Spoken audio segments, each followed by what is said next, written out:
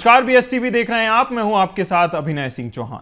आजकल के आधुनिक युग में गौमाता और गौ सेवा कुछ इस तरह पिछड़ती जा रही है कि आजकल के समाज में से एक ओल्ड फैशन समझा जाने लगा है। ऐसे समय में जब हिंदू धर्म से लेकर पूरे समाज के लिए गौमाता कितनी महत्वपूर्ण है, गौ सेवा कितना महत्वपूर्ण अंग है, ऐसे समय में इन विषयों पर हमारे साथ चर्चा करने के लिए और आदर्श गौशाला के संचालक आज हमारे साथ चर्चा करने के लिए मौजूद हैं। श्री कृष्णायन गौशाला के गौशाला समिति के सदस्य ऋषभ देवानंद जी महाराज आज हमारे साथ चर्चा करने के लिए मौजूद हैं। हम उनसे आज चर्चा करेंगे और जानेंगे गौवंश और गौ सेवा को लेकर तमाम आयामों के बारे में। महाराज जी, बहुत स्वागत है आपका बीएसटीवी में हमारे साथ जुड़ने के लिए। और बीएसटीवी का बड़ा सौभाग्य है कि आपका साक्षात्कार करने का हमें मौका मिला, साथ ही साथ आपसे चर्चा करने का मौका मिला। और इसी के साथ मैं शुरुआत करूंगा कि आपको गौशाला संचालन और गौवंश का जो संरक्षण है उसकी प्रेरणा कहाँ से मिली, साथ ही साथ आज किस तरह से आप गौवंशों की संख्या, इतनी बड़ी संख्या 30,000 की संख्या गौवंशों को आप संचालन कर रहे हैं, गौशालाओं में उनका संरक्षण कर रहे हैं, इसको आप किस प्रकार से जारी रख पाते हैं? सबसे प्रथम विषय आपने कहा कि कैसे किस प्रकार से प्रेरणा मिली। तो भारतवर्ष की परंपरा रही है पहले दीक्षा फिर शिक्षा। तो पहले गुरुदेव के द्वारा, परम पूज्य गुरुदेव के द्वारा मैं दीक्षित हुआ, फिर उसी दीक्षा ने और दीक्षा से जो शिक्षा प्राप्त हुई उसने ही गौमाता की सेवा के लिए जो है मुझे प्रेरित किया।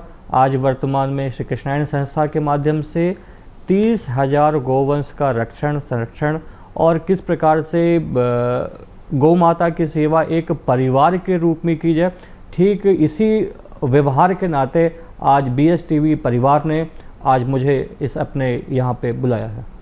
बिल्कुल, कहीं ना कहीं महाराज जी, जिस तरह से आप अभिनव प्रयास कर रहे हैं, लगातार आगे बढ़ा रहे हैं इस अभिनव पहल को, और साथ ही साथ गौवंश और गौ संरक्षण की दिशा में आप लगातार आगे कदम बढ़ा रहे हैं, ये आप जारी कैसे रख पाते हैं? देखिए, 30,000 की संख्या जो गौवंशों की होती है वह छोटी संख्या नहीं होती। साथ ही साथ इसके लिए आप किस तरह से जो समाज के तौर पर भी, समाज को भी कैसे प्रेरित रख पाते हैं, ये भी मैं जानना चाहूँगा महाराज जी। संत, शासन और सज्जनगण अर्थात भक्तगण तीनों का समावेशीय कार्यक्रम के रूप में यह देखा जा सकता है। गुरुदेव की कृपा है, संतजन इस सेवा में अग्रणी है, सज्जनगणों का साथ है और शासन का भी सहयोग है। उत्तराखंड में 11 गौवंश से इस सेवा प्रकल्प की शुरुआत 6 मई 2011 में किया गया था। आज 2025 में लगभग 30,000 गौवंश का रक्षण संरक्षण चल रहा है। यह सेवा की शुरुआत उत्तराखंड से हुई थी। आज उत्तराखंड, उत्तर प्रदेश, बिहार, झारखंड, मध्य प्रदेश, गुजरात, अनेक राज्यों में गौमाता की सेवा हो रही है और अनेक शासन जहाँ पे उत्तराखंड में है वहाँ की गवर्नमेंट, और कह सकते हैं इस प्रकल्प के लिए हमारे को CSR के प्रोजेक्ट भी मिलते हैं। जैसे हरिद्वार में हमारे को TSDC ने, ONGC ने और IOCL ने, तो अनेक कंपनियों का भी सहयोग है। और वर्तमान में जो ग्वालियर की गौशाला है वहाँ पे 4 विश्वविद्यालयों के साथ हमारा MOU भी है। तो कह सकते हैं कि मात्र माँ जो है वह बच्चों को पोषित ही नहीं कर रही है, वह बच्चों को और विद्यार्थियों को संस्कारित भी कर रही है। तो यह विषय गौमाता के पोषण का है, स्वस्थ आहार का है, मक्खन का है, और जो गोधन है, गोधन किस प्रकार से वह गोवर्धन, तो गोवर्धन का उत्सव भी मनाया जाता है जिसमें माननीय मुख्यमंत्री जी आते हैं जी। और जो गोधन से किस प्रकार से जैविक ईंधन और जैविक उर्वरक की प्राप्ति हो, इसका भी उदाहरण आदर्श गौशाला है। उसका भी उदाहरण कृष्णायन के संत हैं। वहाँ पे पश्चिमी अफ्रीका से लोग आते हैं, वहाँ पे IAS ट्रेनीज आते हैं, वहाँ पे स्टूडेंट्स आते हैं, वहाँ पे समाज आता है कि हम देखें और सीखें कि वह गोमय वस्ते लक्ष्मी कहा गया है। तो जिस गौ माता की पूजन करके, जिस गौ माता की पूछ को पकड़ के हम बैतरनी को पार करने वाले हैं, वह गौ माता हमारे को ईंधन देने वाली है जिससे हम बद्रीनाथ तक भी पहुंच सकते हैं। तो वह भी लोग देखने के लिए आते हैं। बिल्कुल, कहीं ना कहीं जिस तरह से महाराज जी आपने बताया कि मुख्यमंत्री भी आपकी संस्था से, कृष्णायन गौशाला से कहीं ना कहीं जुड़े हुए हैं, एक स्तर पर मुख्यमंत्री और जो प्रदेश के मुखिया भी मुख्यमंत्री हैं, ऐसे में जब उन्होंने राज्य स्तरीय गौशाला सम्मेलन किया उसमें आपकी उनसे भेंट भी हुई। आपकी जब उनसे भेंट हुई तो कोई आपकी ऐसी चर्चा जो आप दर्शकों को बताना चाहें, कुछ आपने गौशाला गौ संवर्धन के लिए उनसे कोई अपील की हो, कोई चर्चा की हो?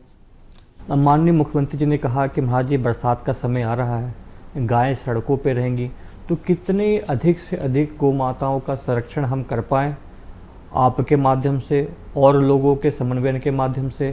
श्री कृष्णायन संतों के ही प्रस्ताव पे 20 रुपये से 40 रुपये गौ माता के लिए माननीय मुख्यमंत्री जी ने किया, अपने निवास पर बुलाकर सभी गौ सेवकों का सम्मानित किया। उसके पीछे उनका भाव ये है कि अगर मैं प्रदेश का मुखिया हूँ और मुखिया गौ माता की सेवा अपने घर में कर रहा है तो माँ का रक्षण संरक्षण जो है उसका स्थान वृद्धाश्रम नहीं है, उसका जो स्थान है हमारा घर है। तो हम अपने घर में माता पिता की सेवा की तरह हम अपने गौ माता का भी सेवा करें। जब माँ की सेवा करेंगे तो आपको मात्र पुण्य की तो प्राप्ति होगी, उस पुण्य के साथ में वह आपके घर में वैभव लक्ष्मी भी आएगी, क्योंकि जब गौ माता आपके निकट होगी तो आप कह सकते हैं कि जैविक आहार भी लेंगे, और जब आपकी समीपता होगी तो आपके पास में वह सात्विक ऊर्जा भी होगी। और आज वर्तमान समय में जिस प्रकार से ऊर्जा का संकट है तो उस ऊर्जा का समाधान भी गौ माता दे रही हैं कि उससे हमारे को CBG की प्राप्ति हो रही है, उससे हमारे को बायोगैस की प्राप्ति हो रही है जिससे अपन कुकिंग के लिए यूज़ करते हैं, जिससे हमारे को बिजली की भी प्राप्ति हुई। 10 kVA का हम पे सेट भी लगा हुआ है।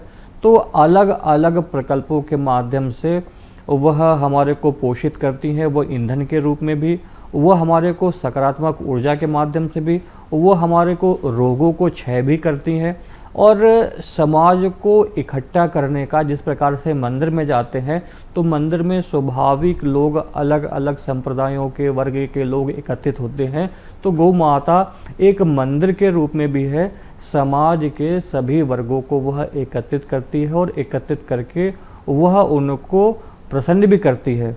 विदेश में इसी कार्य के लिए लोग पैसे खर्च करते हैं कि वहाँ पे जाके गौ माता को स्नेह करते हैं, आलिंगन करते हैं, और उसी को दूसरी भाषा में कहते हैं काउ कटलिंग। तो वहाँ पे पैसे भुगतान करते हैं। यहाँ पे तो भारतीय गौ माता है और भारत में जिस प्रकार से लोगों को उनकी सेवा करनी चाहिए, मगर कुछ लोग ऐसे भी हैं कि जो उनको वह निष्कासित कर देते हैं। वह कह सकते हैं कि वह दीक्षा और शिक्षा में कहीं ना कहीं कमी है, वह उन गुरुजनों से दीक्षित नहीं है, और जो शिक्षा उन्होंने ग्रहण की है उन शिक्षा में संस्कारों का अभाव है। उस संस्कारों के अभाव में ही लोग क्या है, खाने पीने की वस्तु बॉम्ब के रूप में कूड़े घर पे फेंक देते हैं, जिसको गाय खा के मर जाती है। नवरात्रि के नवमी के दिन हमने जब एक गाय के पेट का ऑपरेशन किया, उसमें से 40 किलो पन्नी निकली। तो हमने से उस पन्नी को एक शो केस में सजा के रखा हुआ है, और जो भक्तगण आते हैं, माताएं आती हैं, हम उनको प्रसाद स्वरूप कपड़े का थैला देते हैं कि आप कपड़े का थैला लेके चलें। जिस प्रकार से कोरोना काल में लोगों ने मास्क पहना सुरक्षा के लिए, ठीक उसी हिसाब से प्रकृति के संरक्षण के लिए, क्योंकि 2040 तक ऐसी कुछ रिपोर्टें हैं कि जितनी मछलियां समुद्र में हैं उससे अधिक पन्नी हो जाएंगे। तो पन्नी का मतलब क्या है, यह प्रदूषण है, और यह प्रदूषण मन के अंदर है तो सामने दिखाई दे रहा है। तो वह मनोयोग भी हो, मानसिक रूप से स्वस्थ करने का भी कार्य गौ माता संत करवाते हैं। और जो हमारी जो विकृतियां दूर होंगी तो हम अपनी भारतीय संस्कृति से जुड़ेंगे, और भारतीय संस्कृति से जुड़ेंगे तो वही संस्कृति में समृद्धि होगी, वही सतत समृद्धि होगी। और उसी बात को UN कह रहा है कि वही सस्टेनेबल डेवलपमेंट हमारे को चाहिए, जिससे प्रकृति का संवर्धन हो और विनाश नहीं, वास्तविक प्राकृतिक विकास हो। बिल्कुल, कहीं ना कहीं महाराज जी जिस तरह से आपने मुख्यमंत्री का उदाहरण देते हुए गौसेवा का महत्व समझाया, साथ ही साथ आपने उन आयामों को भी टटोला कहीं ना कहीं जो आज के समाज में पिछड़ते जा रहे हैं। गौसेवा को लोग छोड़ते जा रहे हैं। एक तरह से अगर हम कहें तो ओल्ड फैशन गौ सेवा होती जा रही है, लोग गौ सेवा को इतना सीरियसली नहीं ले रहे। ऐसे में जो आपको क्या लगता है, समाज में ऐसे कौन से प्रयास हैं, ऐसे कौन से प्रयास किए जा सकते हैं जो लोग छोटे छोटे प्रयासों से गौ सेवा भी कर सकते हैं, गौ संवर्धन भी कर सकते हैं? आदर्श क्यों है आज इसकी चर्चा पूरे प्रदेश में और अलग अलग राज्यों में क्यों हो रही है? क्योंकि यहाँ पे तो युवाओं को जोड़ा ही जा रहा है, साथ के साथ अब कह सकते हैं कि वह गुरुकुल की जो पद्धतियाँ थी उसमें गिरावट आया है, तो वह गौशाला संस्कारशाला है और वह पाठशाला है गुरुकुल के रूप में है। जी। तो अभी जब गर्मी की छुट्टियां चल रही हैं तो हमने 2 बैच चलाए, एक बैच हफ्ते भर का, एक बैच 15 दिनों का, छोटे बच्चों का समर कैंप कि वह आएँ, वह योग को सीखें, मनोयोग को सीखें, वह गोमय संस्कृति को सीखें, वह देशज दर्शन को सीखें, वह सात्विक आहार को सीखें। तो यह तो हो गया बच्चों के लिए। जो वृद्ध लोग हैं, जो रिटायर्ड हो गए हैं, कहा जाता है कि जो रिटायर्ड लोग हो गए उनको वानप्रस्थ को धारण करना चाहिए, अर्थात तीर्थों में वास करना चाहिए। तो जो गौशाला जैसा क्षेत्र है, मंदिर है, संतों का स्थान है, वहाँ पे लोगों को बुलाया जाता है, वानप्रस्थियों की बैठक करवाई जाती है, उनसे सेवाएं करवाई जाती है। जो माताएं हैं, माताओं को प्रेरित किया जाता है कि आप अधिक से अधिक कपड़े का थैला सिल के आप हमारे पास पहुँचाएँ ताकि हम प्रसाद के रूप में बांट पाएँ।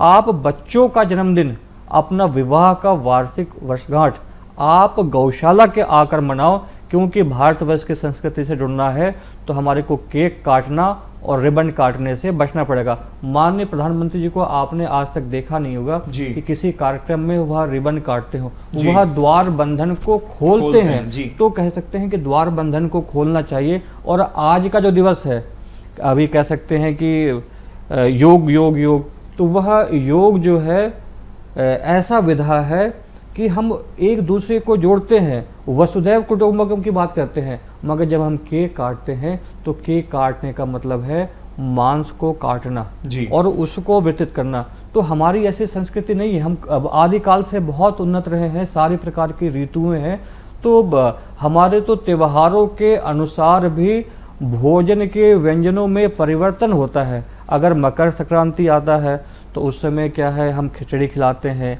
दही देते हैं। अगर हमारे पास में छठ की पूजा आती है तो हम गन्ने का खीर चावल के साथ बनाते हैं। तो हर पूजन पाठ में अगर बच्चे का जन्म ले रहा है तो बच्चे के जन्म के साथ में भी अपन उसको दूध पिलाते हैं।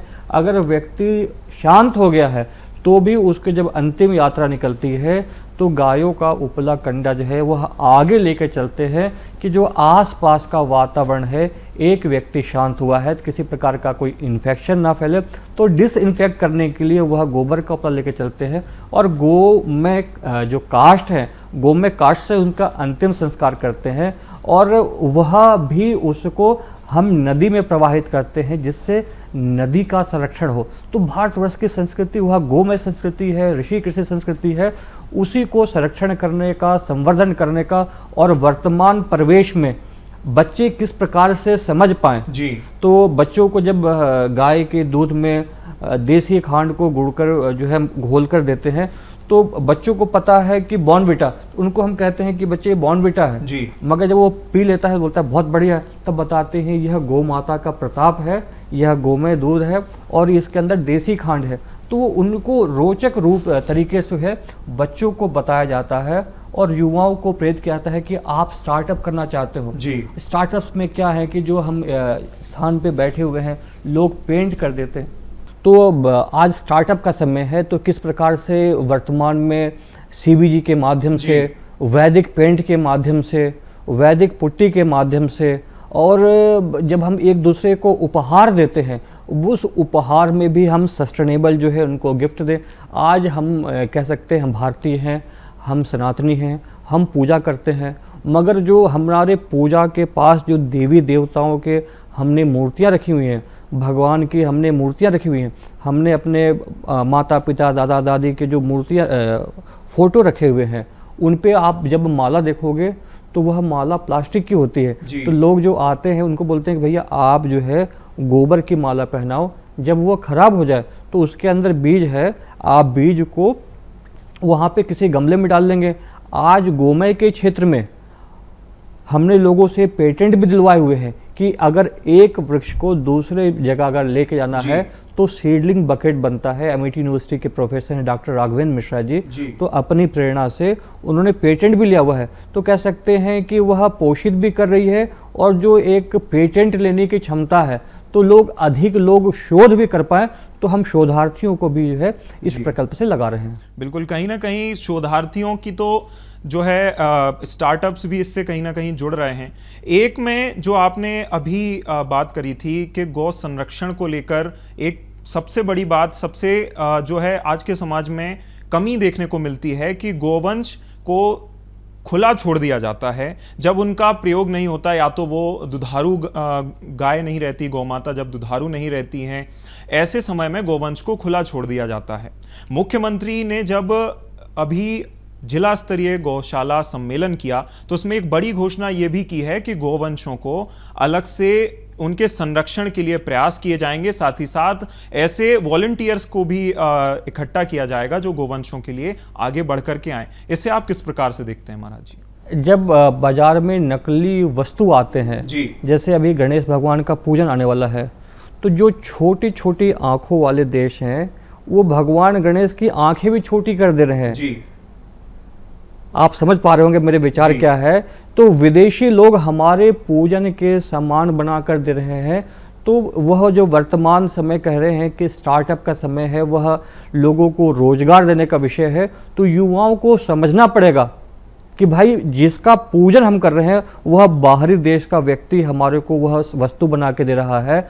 जब त्यौहार आते हैं तो ही नकली दूध मावे पे जो है छापा पड़ता है। यह एक सतत प्रक्रिया है। जब तक नकली वस्तु सामान अधिक रहेगा तो असली वस्तु की कीमत होते भी वह कीमत समझ में नहीं आएगा।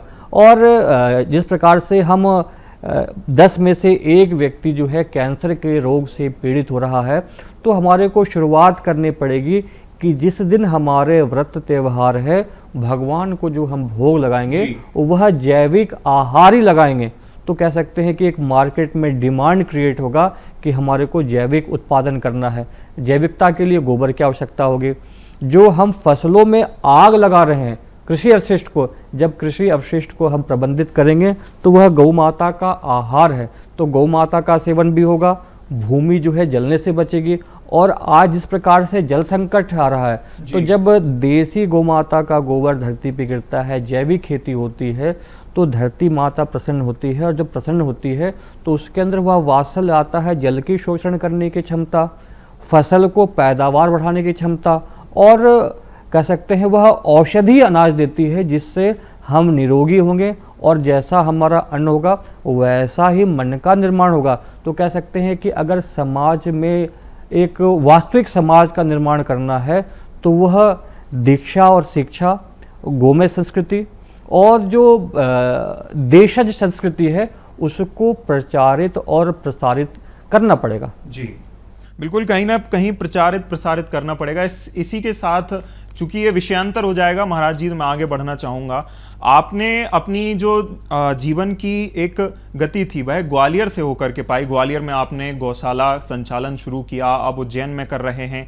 साथ ही साथ जिस तरह से आपने एक बड़ी संख्या में, एक भव्य तौर पर, व्यापक तौर पर गौ संचालन में सफलता हासिल की है, इससे आप समाज को क्या संदेश देना चाहेंगे? संसाधनों की कोई कमी नहीं है, वह संकल्प का भाव है, वह संतत्व का भाव है, और वह समन्वयन का भाव है जी। उसी संतत्व को, समन्वयन को और संकल्प को हमने धारण किया, उसका परिणाम है आज 30,000 गौवंश की सेवा हो रही है जी। उसी विचार को आगे लेकर चलना पड़ेगा हमारे को कि सबके साथ समन्वयन करें। जब हम समन्वयन करेंगे तो उसका परिणाम आप देखने को मिल रहा है कि उत्तराखंड से आज अलग अलग राज्यों में सेवा हो रही है। माननीय मुख्यमंत्री जी ने रानी घाटी की गौशाला को, ग्वालियर की आदर्श गौशाला को, उज्जैन की गौशाला को सम्मानित किया है। इस प्रकार से और भी गौशालाओं को सम्मान मिल सकता है। इसमें संतों को भी आगे आना पड़ेगा। हर जिले में कम से कम 5 स्थापित मंदिर होते हैं। अगर उन 5 स्थापित मंदिरों के साथ में गौशालाओं को जोड़ दिया जाए तो हर जिले में कम से कम 5 आदर्श गौशाला का निर्माण सहज में हो जाएगा। तो ग्वालियर में एक आदर्श गौशाला है, तो ऐसी हर जिले में 5-5 जो है वह आदर्श गौशाला संतों के सहयोग से, संतों के समन्वय से और शासन के साथ ऐसी अनेक आदर्श गौशालाओं का निर्माण सहज में हो जाएगा। बिल्कुल सहज तौर पर हो सकता है अगर नियत, जिस तरह से आपने कहा, हमारी अब तक की चर्चा में भी आपने ये कहा है कि घरों में अगर प्रयास किया जाए, लोग अगर प्रयास करें तो गौशाला या गौवंशों की सेवा करना इतना भी मुश्किल नहीं है। इसी से मुझे ध्येय वाक्य याद आता है मुख्यमंत्री डॉक्टर मोहन यादव का। वह कहते हैं कि जिस घर में गाय है वह जो गाय पालता है वह गोपाल है, जो जिस घर में गाय है वह गौशाला है। ऐसे में आप इन प्रयासों को कैसे देखते हैं? साथ ही साथ एक ये भी मैं जानना चाहूंगा महाराज जी कि दुग्ध उत्पादन में अभी फिलहाल में जो गाढ़ा दूध है उसे सबसे ज़्यादा प्राथमिकता दी जाती है, खरीदते भी सबसे ज़्यादा लोग उसे हैं, लेकिन मुख्यमंत्री लगातार प्रयास कर रहे हैं कि जो गाय का दूध है उसे ज़्यादा से ज़्यादा लोग खरीदें, साथ ही साथ उसका उत्पादन भी बढ़े। इससे आप किस प्रकार से देखते हैं? माननीय मुख्यमंत्री ने कहा कि गाय का दूध पौष्टिक होता है, भैंस का दूध गाढ़ा होता है जी। तो हमारे को चयन करना पड़ेगा, बच्चों को बताना पड़ेगा कि जब हम बच्चों को ऐड दिखाते हैं कि गाय का दूध मतलब बुद्धिमान बनने का पेय, तो जो कंपनियां होती हैं वह अलग अलग प्रकार से उत्पाद को प्रसारित करती हैं। तो हमारे को स्वस्थ होना है तो देसी गाय का दूध पीना है, और देसी गाय का दूध जो है वह 100 रुपये से कम नहीं मिलना चाहिए। जब किसानों को उचित मूल्य मिलेगा तो वह गौमाता की सेवा के लिए प्रेरित होंगे, और जब नकली दूधों पे छापा पड़ेगा, जैसे फैट के आधार पे कई प्रकार के लोग नकली दूध बना लेते हैं, तो छापा, सेवा और संपर्क और समन्वय जब सबका एक साथ चलेंगे तो अपने आप परिणाम निकल के आएंगे। बिल्कुल महाराज जी, चूंकि अब हमारे साक्षात्कार का अंतिम दौर चल रहा है, ऐसे में मैं आपसे जानना चाहूँगा, जब मेरी आपसे अभी चर्चा हो रही थी आपने मुझे एआई को लेकर भी मेरा एक अलग ही परिदृश्य बनाया, एआई को लेकर आपने अलग तरीके से चर्चा की, तो मैं ये जानना चाहूँगा कि आज के आधुनिक दौर में और आज के एआई के युग में गौ माता की या गौवंश की किस तरह से उपयोगिता है महाराज जी? जिस प्रकार से हमने कहा कि लोगों को जैविक आहार की आवश्यकता है, ठीक उसी प्रकार से जो एआई है, आर्टिफिशियल जो है इंटेलिजेंस है, तो गायों के साथ में भी आर्टिफिशियल इंसेमिनेशन है। किसी भी चीज़ का जब आप संतुलित प्रयोग करते हैं तो वह आपके लिए लाभदायक है, अगर उसको असंतुलित करेंगे तो वह आपको नुकसान देगा। तो हमारे को डिजिटल डिटॉक्स भी होना आवश्यक है कि जो हम पे इन्फॉर्मेशंस आ रही हैं हम उसको फिल्टर कर पाए। दूसरा विषय जो आर्टिफिशियल इंसेमिनेशन का है, अगर हम जब रोगी होते हैं, हार्ट का हमारे को ऑपरेशन करना पड़ता है, ठीक उसी प्रकार से अगर ऐसी कोई विधाएं आ रही हैं, आपत्ति का समय है, तो एक सीमित मात्रा में इसका प्रयोग करना चाहिए अल्पकालीन समय के लिए। और मूल में क्या है कि हम उन्नत नस्ल के नंदी तैयार करें, और जहाँ भी भोले बाबा का मंदिर हो, स्थापित मंदिर हो, वहाँ पे नंदी बाबा रखे जाएं, नंदी बाबा की सेवा होगी तो अपने को किसी प्रकार की एआई की आवश्यकता भविष्य में नहीं पड़ेगी। बिल्कुल महाराज जी, चूंकि आपने अभी बताया था कि मुख्यमंत्री भी आपको प्रशंसा पत्र दे चुके हैं, इसी के साथ कई मुख्यमंत्री, और चूंकि मैं नाम पढ़ना चाहूंगा, नाम पढ़ करके बताना चाहूंगा, उत्तर प्रदेश के मुख्यमंत्री योगी आदित्यनाथ भी प्रशंसा पत्र दे चुके हैं, साथ ही साथ कृष्णायन गौशाला को और अच्छे से बता चुके हैं कि कितने अच्छे से प्रयास किए जा रहे हैं, साथ ही गौ संरक्षण में कितना अच्छा काम, कितना बेहतर काम कर रहे हैं। इसी के साथ ही पूर्व राज्यपाल महाराष्ट्र के श्री भरत सिंह केशियारी भी, श्री कैलाश खेर संगीतकार हैं, ये भी प्रशंसा कर चुके हैं। इसी के साथ मुख्यमंत्री उत्तराखंड के पुष्कर सिंह धामी, गुरमीत जी राज्यपाल उत्तराखंड के, और साथ ही साथ मध्य प्रदेश के मुखिया डॉक्टर मोहन यादव भी प्रशंसा पत्र दे चुके हैं, साथ ही साथ आपके प्रयासों की प्रशंसा कर चुके हैं।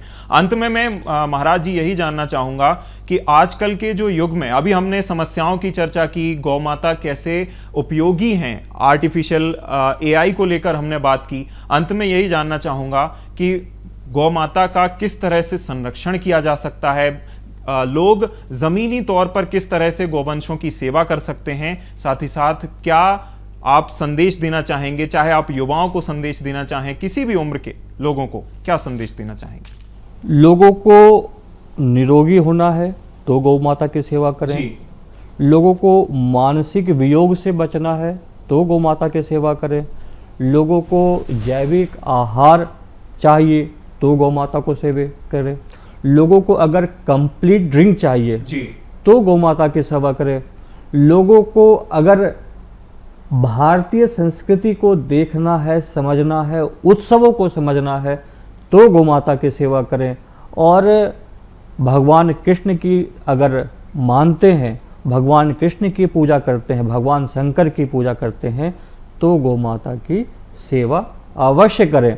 क्योंकि अगर माँ रक्षित होगी तो हमारी लाडली बिटिया भी रक्षित होगी। कल इसी विषय पर चर्चा हो रही थी। पशुपालन मंत्री जी ने कहा कि हमारे को ऐसा प्रयास करना चाहिए, जब हम लाडली लक्ष्मी योजना के लिए जब एक क्लिक से धन हम सबके खाते में पहुंचाते हैं तो उससे पहले माँ की जो है गौ माता की पैसा हम एक क्लिक से सभी गौशाला तक पहुंचाएं। उससे माँ भी प्रसन्न होगी और बिटिया भी प्रसन्न होगी। बिल्कुल, कहीं ना कहीं जिस तरह से आपसे चर्चा हुई, बहुत ही बेहतर तौर पर हम गोवंश को लेकर जान सके, गोवंश का संरक्षण संवर्धन किस तरह से कर सकते हैं, सरकार इस दिशा में किस तरह से प्रयास कर रही है, ये भी हमें जानने का मौका मिला। आपसे चर्चा करके बहुत अच्छा लगा महाराज जी। इसी के साथ इस खास पेशकश में इतना ही। आप देखते रहिए BSTV। नमस्कार।